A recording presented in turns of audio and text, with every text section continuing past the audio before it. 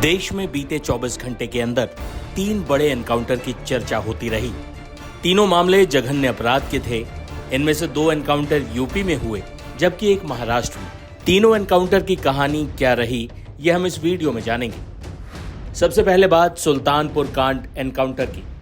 पिछले महीने 28 अगस्त को सुल्तानपुर में सराफा व्यापारी भरत सोनी की ठठेरी बाजार स्थित दुकान में दिन दहाड़े कुछ बदमाश घुस आए और हथियारों के बल पर 1 करोड़ 35 लाख का माल लूटकर फरार हो गए। इस मामले में एक आरोपी मंगेश यादव का एनकाउंटर पहले ही हो चुका था। सीसीटीवी फुटेज में देखा कि दुकान में सबसे पहले आरोपी अनुज प्रताप सिंह घुसा था। उसी ने ज्वेलर भरत सोनी और उनके बेटे पर पिस्तौल तानी थी। इस गैंग का सरगना विपिन सिंह है, जिसने कुछ दिन पहले ही रायबरेली कोर्ट में सरेंडर कर दिया था। इसी अनुज प्रताप सिंह को एसटीएफ और यूपी पुलिस ने रायबरेली उन्नाव हाईवे के पास घेर लिया, लेकिन पुलिस के मुताबिक न सिर्फ उसने भागने की कोशिश की बल्कि पुलिस पर फायरिंग भी की। जवाबी फायरिंग में आरोपी अनुज प्रताप सिंह मारा गया। इस कांड में कुछ दिनों पहले मंगेश यादव का एनकाउंटर हुआ था। ऐसे में सियासी पिच पर एनकाउंटर की बहस ठाकुर बनाम यादव की बहस में तब्दील हो गई थी। सुल्तानपुर में जो डकैती हुई थी उस मामले में पुलिस ने जो है आज एक और आरोपी अनुज प्रताप सिंह को जो है उन्नाव में एनकाउंटर में ढेर कर दिया है। देखिए, अब उत्तर प्रदेश की पुलिस, योगी जी की एसटीएफ अकाउंट सेटल इनकाउंटर कर रही है। एक लूट में इतनी थ्योरी आ रही हैं। आपने कभी उत्तर प्रदेश में कोई ऐसी घटना नहीं सुनी होगी कि एक घटना में इतनी थ्योरी। कभी एसटीएफ कहती है कि मुख्य आरोपी ने सरेंडर कर दिया, कभी कहती है मुख्य आरोपी का उन्हें हाफ इनकाउंटर कर दिया, कभी मुख्य आरोपी का आप कहते हैं इनकाउंटर कर दिया, फिर आपने आज एक मार दिया। तो समाजवादी पार्टी माननीय अखिलेश यादव जी हमेशा इनकाउंटर प्रक्रिया पर सवाल खड़ा किया है, जाति पर नहीं। जाति पर तो सवाल तब खड़ा होता है जब पूरे इनकाउंटर की सूची देखी जाती है तो पता लगता है पिछड़े, दलित, मुसलमान आपने मार दिए और आप बैलेंस कर रहे हैं, खाता बही सही कर रहे हैं। और खाता बही भी किससे सही कर रहे हैं? जितने बड़े अपराधी हैं, टॉप 10 अपराधी उठाइए जिन पर 40, 86, 58, 57 मुकदमे हैं, वो 2 मुकदमे वाले को आपने इनकाउंटर कर दिया है। तो उत्तर प्रदेश में क्या न्यायपालिका है या पुलिस का पागलपन ही झेलना पड़ेगा? एक मंगेश यादव की हत्या को दबाने के लिए आप दूसरे को मार देंगे।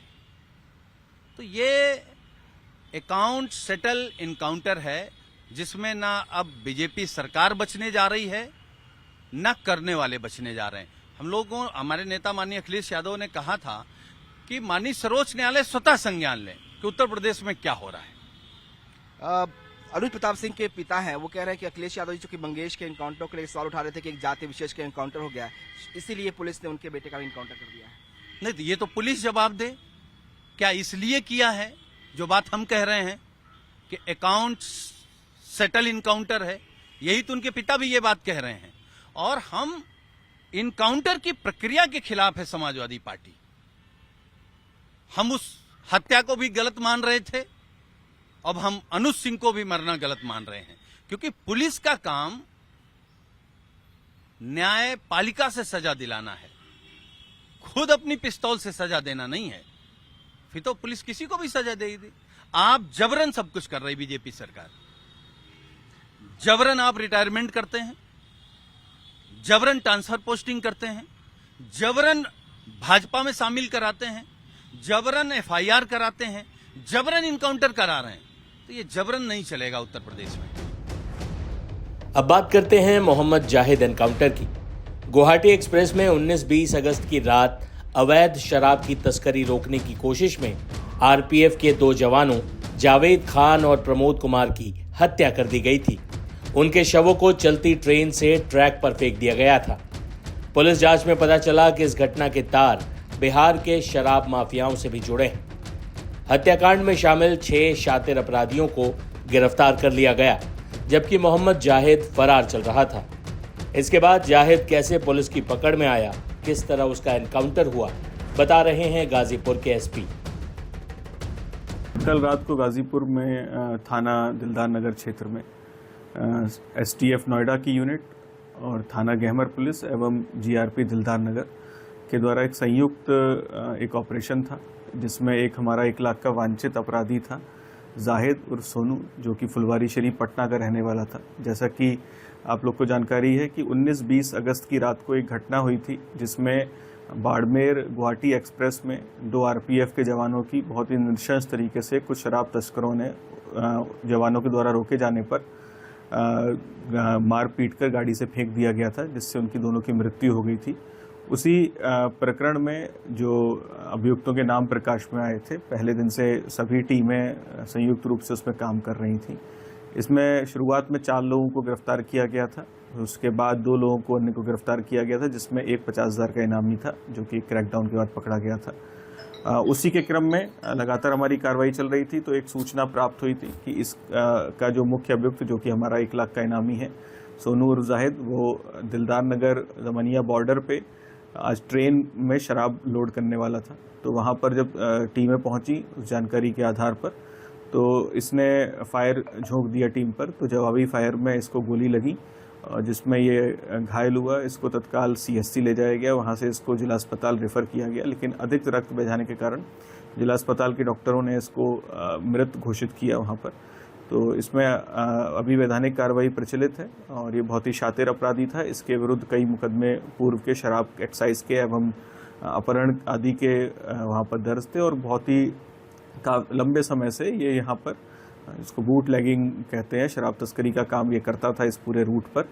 और जब से हमारी ये कार्रवाइयाँ हुई हैं, विभिन्न कार्रवाइयाँ, तब से इस पूरे रूट पर शराब तस्करी पर काफ़ी रोक लगी है और अभी हमें इस पर शराब तस्करी पर भी बहुत काम करना है। और एवं इस केस से संबंधित कुछ अपराधी और शेष हैं, उनके विरुद्ध भी हम जल्दी ही उनको भी पकड़ के और उनके विरुद्ध भी हम कठोर कार्रवाई करेंगे। सर, इसके पास से कुछ बरामदगी भी हुई है? हाँ, इसके पास से कुछ शराब मिली है। इसके अतिरिक्त इसके पास से पिस्टल, तमंचा भी बरामद हुआ है। सर, ये जो है अंतर प्रांतीय था, सुनने में आता है कि ये बिहार का रहने वाला है। जी हाँ, ये मूल रूप से फुलवारी शरीफ पटना बिहार का रहने वाला है और ये पूरे इसी रूट पर ऑपरेट करता था।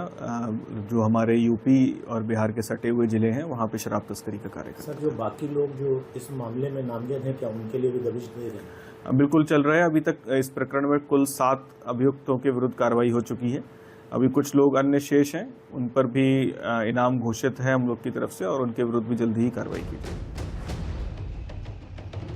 अब बात करते हैं बदलापुर एनकाउंटर की। महाराष्ट्र के बदलापुर में पिछले 1 महीने से एक प्राइवेट स्कूल में नर्सरी में पढ़ने वाली 2 बच्चियों के साथ हुई यौन उत्पीड़न की घटना पर विरोध प्रदर्शन जारी था। लोग आरोपी अक्षय शिंदे की फांसी की मांग कर रहे थे। इस बीच पुलिस का कहना है कि अक्षय को जब पुलिस वैन से ले जाया जा रहा था, तब मुब्रा एक्सप्रेसवे के पास अक्षय ने पुलिस की रिवॉल्वर छीनकर फायरिंग शुरू कर दी। जवाबी फायरिंग में वो भी मारा गया। बच्चियों से दरिंदगी करने वाले अक्षय शिंदे के एनकाउंटर पर शिवसेना की महिला नेताओं ने खुशी जताई। ये रेलवे स्टेशन उस घटना का एक बहुत अच्छा मिसाल है, क्योंकि इसी स्टेशन ने देखा था कि यहाँ पे क्या हुआ था और यही स्टेशन आज देख रहा है कि ये जल्लोष मनाया जा रहा है। क्योंकि उस आदमी ने, मैं आदमी भी नहीं, शैतान बोलूंगी उसको, उस शैतान ने जो हरकत की थी, वो हरकत कोई दुश्मन भी अपनों के साथ नहीं करेगा। और आज जो उसका एनकाउंटर हुआ है, उस एनकाउंटर में वो मारा गया है। मैं बोलती हूँ कि जो महाराष्ट्र का कोर्ट है या यहाँ की शासन यंत्रणा है, उससे पहले ही यम की जो यंत्रणा है, यम का जो कोर्ट है, उसमें उसे फांसी मिल गई है। और आज की तारीख में न्याय और कायदा सुव्यवस्था, इसके ऊपर जनता का जो भरोसा था वो दुगना हो गया है। अभी ऐसा लग रहा है कि कुछ हद से अभी महिला सुरक्षित हो गई है। कल का हादसा हो गया, इसके कारण अभी सेफ्टी लग रहा है हम लोग को, थोड़ा महिलाओं के लिए सेफ हो गया है। अभी जो भी है ऐसा कुछ काम करेगा तो ऐसा न्याय मिलेगा, तो महिलाओं के लिए सेफ्टी हो गया है अभी। यूं तो एनकाउंटर किसी भी घटना में पुलिस का अंतिम विकल्प होना चाहिए, लेकिन देश में 24 घंटे में हुए 3 बड़े एनकाउंटर को बड़े पैमाने पर लोग न्याय मान रहे हैं। हालांकि एनकाउंटर से अपराधियों का सफाया न्याय है या कुछ और, ये आप हमें कमेंट बॉक्स में बताइए।